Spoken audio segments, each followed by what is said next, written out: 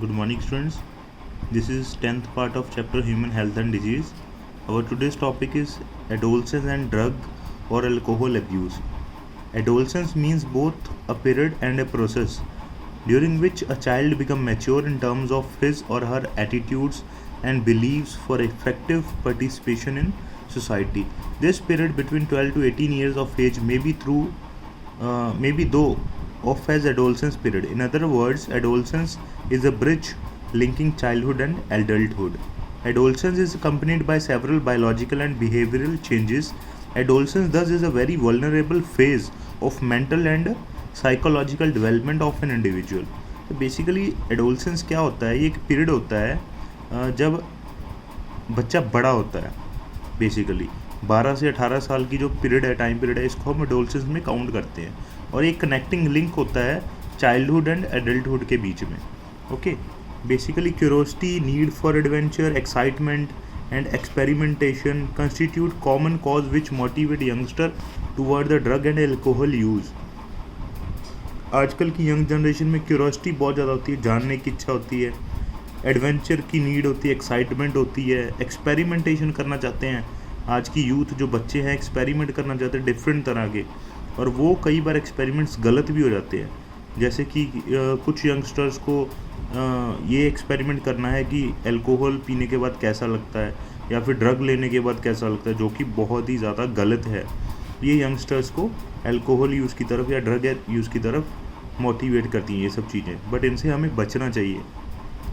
A child natural curiosity motivate him or her to experiment. This is complicated further by a fact that might be perceived as benefit of alcohol or drug use. Thus, the first use of drug or alcohol may be out of curiosity or experimentation, but later the child start using these to escape facing problems. तो basically सबसे पहले बंदा ये सब चीज़ों को, या कोई भी बच्चा है इन सब चीज़ों को एज ए क्यूरियोसिटी लेता है, लेकिन जब ये चीज़ें नीड बन जाती हैं बॉडी की, तो इनको छोड़ना फिर बहुत ज़्यादा दिक्कत बन जाती है और बहुत सारी प्रॉब्लम्स भी इंसान को फेस करनी पड़ती हैं. और क्या है इसके अंदर, जब एक बार कोई पर्सन इसको यूज़ करने लग गया तो वो समझता है कि मैं बहुत ही कूल हूँ, बहुत ही मतलब जैसे कि स्मोक करना आजकल के यंगस्टर बहुत ही कूल समझता है, जैसे मैं बहुत ही डोमिनेटिंग हूँ सोसाइटी के अंदर. ड्रग्स लेना, अल्कोहल पीना, इसको समझ से कि ये बहुत ही ज़्यादा बढ़िया तरीका है अपनी लाइफ को एंजॉय करने का, स्टार्ट करने का, जो कि बहुत ज़्यादा गलत है.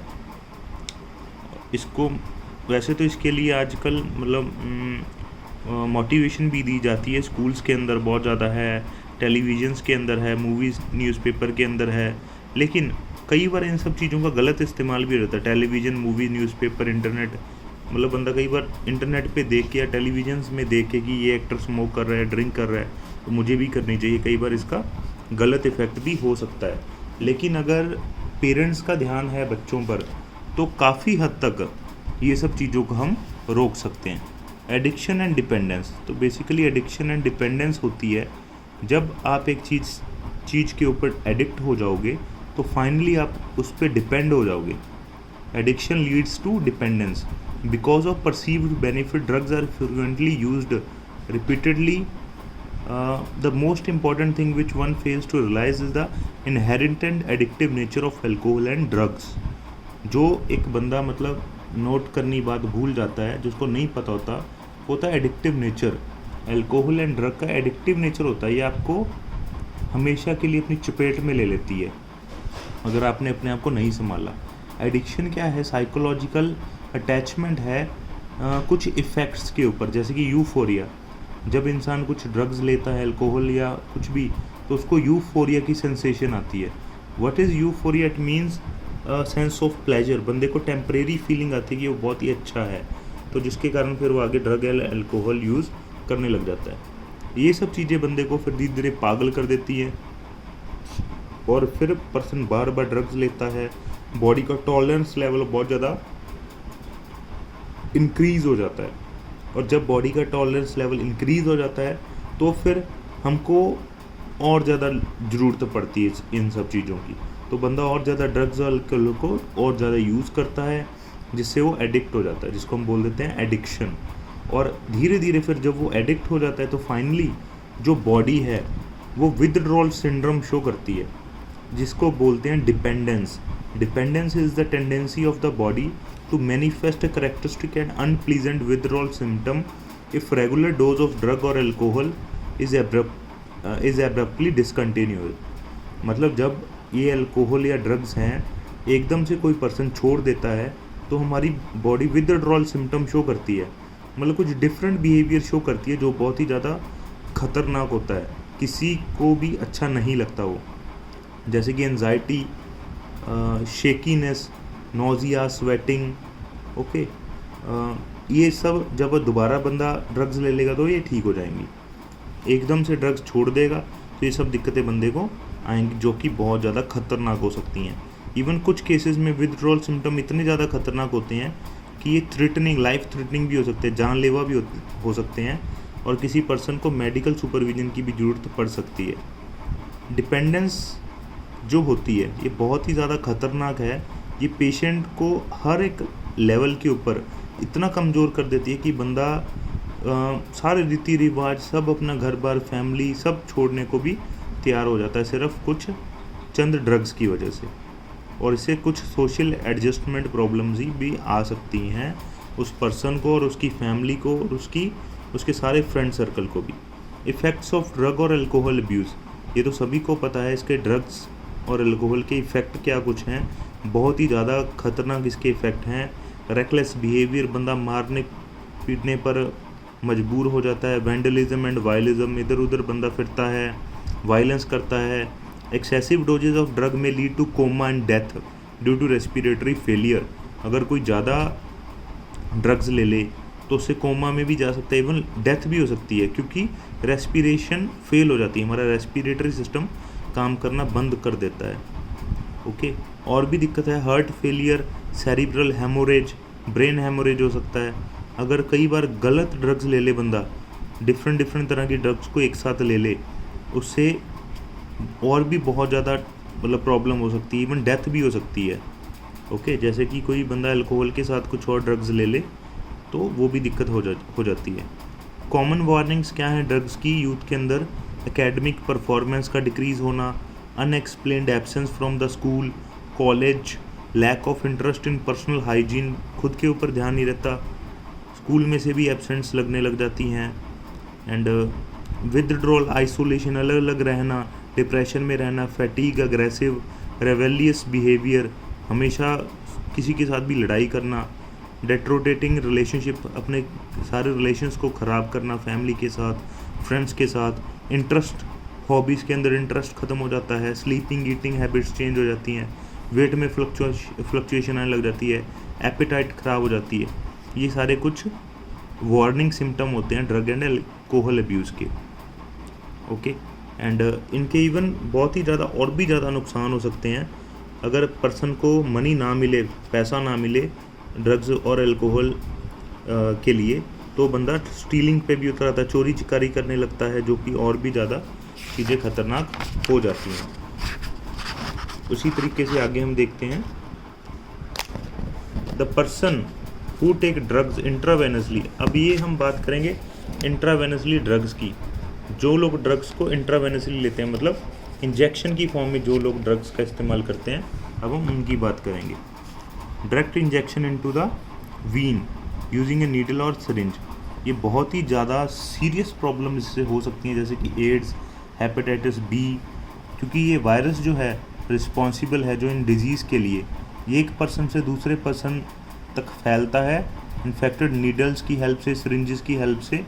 एड्स, हेपेटाइटिस बी, ये बहुत ही ज़्यादा क्रॉनिक इन्फेक्शन है, ख़तरनाक है, जानलेवा है, एंड दोनों ही मेनली सेक्सुअल कॉन्टैक्ट के थ्रू भी फैलती हैं या फिर इन्फेक्टेड ब्लड के थ्रू भी फैलती हैं। सपोज़ एक कोई ड्रग्स ले रहा है इंट्रावेनसली इंजेक्शन के द्वारा, उसको एड्स है तो उसका कुछ ब्लड जो है नीडल पे रह जाएगा, तो जब दूसरा पर्सन सेम नीडल से वो ड्रग्स लेगा तो एड्स दूसरे पर्सन के अंदर भी ट्रांसफ़र हो जाएगा। और अल्कोहल का जो यूज़ है छोटी उम्र में, इसके बहुत ही लंबे बेनिफिट्स नहीं होते, नुकसान हो जाते हैं इसके, बहुत ज़्यादा लॉन्ग टर्म इफ़ेक्ट होते हैं। हैवी ड्रिंकिंग इन एडल्टहुड अगर कोई बंदा करता है बचपन से ही बहुत ज़्यादा अल्कोहल यूज़ करता है, इससे क्या होता है, लीवर ख़राब होने के चांस बहुत ज़्यादा बढ़ जाते हैं, सिरोसिस हो जाता है। और अगर कोई प्रेग्नेंट वूमेन है उसके लिए भी बहुत ज़्यादा ख़तरनाक है, बेबी पे इफ़ेक्ट पड़ता है। और क्या है, ड्रग्स का मिसयूज़, स्पोर्ट्स पर्सन अगर ड्रग का यूज़ करता है तो उसकी परफॉर्मेंस में भी प्रॉब्लम आ सकती है, और उसके हार्मोन्स के अंदर भी प्रॉब्लम आ सकती है, एग्रेसिवनेस आ सकती है, और साइड इफ़ेक्ट इसके बहुत ज़्यादा हैं।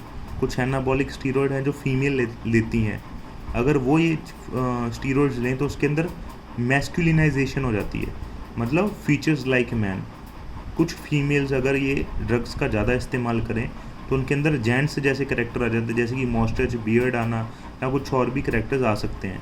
Increase aggressiveness, mood swing, depression, abnormal menstrual cycle, excessive hair growth on the face and body, enlargement of clitoris, deepening of voice. उसी तरह मेल्स के अंदर acne, increase aggressiveness, mood swing, depression, reduction of size of testicles, decrease sperm count, potential for kidney and liver dysfunction, breast enlargement, premature baldness, baldness मतलब बालों का उड़ना, enlargement of the prostate gland. ये सब दिक्कत mails के अंदर आ सकती है अगर कोई ये ड्रग्स का इस्तेमाल करता है। और ये जो इफ़ेक्ट्स हैं परमानेंट भी हो सकते हैं और सारी लाइफ टाइम के लिए भी हो सकते हैं। अब प्रिवेंशन एंड कंट्रोल, कैसे बच सकते हैं हम इन सब चीज़ों से। एक पुरानी कहावत है, prevention is better than cure. जो बचाव है वो इलाज से बढ़िया है। तो हम किस किस तरीके से बच सकते हैं, इसके काफ़ी सारे तरीके हैं। Avoid under peer pressure. हर बच्चे की अपनी अपनी एक कैपेसिटी होती है, अपनी एक चॉइस होती है, अपनी पर्सनैलिटी होती है, जिसको हमें रिस्पेक्ट करना चाहिए, नर्चर करना चाहिए।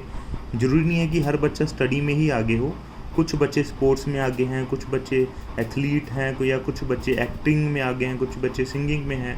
तो हमें सबको उनकी स्पेस देनी बहुत ज़्यादा ज़रूरी है। किसी पे भी किसी चीज़ का प्रेशर नहीं डालना चाहिए, बल्कि उनको गाइड करना चाहिए ताकि वो अपने ड्रीम को अचीव कर सकें। Education and counselling, proper education, proper counselling होनी चाहिए। अगर आपको लग रहा है कोई बच्चा प्रॉब्लम फेस कर रहा है तो उसकी प्रॉपर काउंसलिंग बहुत ज़्यादा ज़रूरी है, पेरेंट्स के द्वारा, टीचर्स के द्वारा।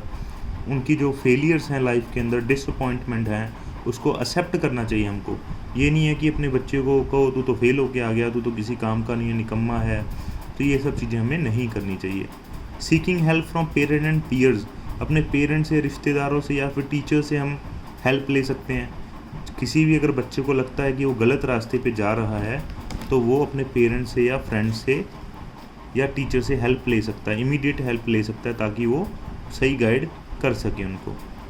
Looking for danger sign, parents and teachers को भी अलर्ट रहना चाहिए। अगर किसी बच्चे को डेंजर साइन दिख रहे हैं, जैसे कि लाइक मार्क्स कम आ रहे हैं, अटेंडेंस शॉर्ट हो रही है, या बिहेवियर अच्छा नहीं है, तो चेक करना चाहिए कि क्या उसके अंदर कोई सिग्नल्स तो नहीं है कि वो ड्रग्स ले रहा है। अगर पेरेंट्स को पता लगता है तो वो टीचर से डिस्कस करें, अगर टीचर्स को पता लगता है तो वो पेरेंट्स से डिस्कस करें। Seeking professional and medical help, और अगर ये सब काम करने से भी बात नहीं बन रही तो फाइनली आप प्रोफेशनल एंड मेडिकल हेल्प का इस्तेमाल करोगे। बहुत सारी हेल्प मिल जाती है हमें आजकल, मतलब डॉक्टर्स के पास बहुत सारे तरीके हैं, रिहैबिलिटेशन सेंटर हैं, डी एडिक्शन सेंटर होते हैं, प्रोग्राम्स होते हैं जिसके द्वारा, नशा छुड़ाऊ केंद्र होते हैं जिसके द्वारा अगर किसी को हैबिट है अल्कोहल की या ड्रग की तो उसको हम छुड़वा के उसको एक नॉर्मल लाइफ स्पेंड करने में हेल्प कर सकते हैं। तो ये था हमारा आज का टॉपिक। इसी के साथ ही हमारा human health and disease chapter ख़त्म हो चुका है। तो आप सभी से अभी रिक्वेस्ट है कि आप इसके क्वेश्चंस को सॉल्व करिए और इस चैप्टर के बढ़िया से नोट्स बनाइए। Thank you.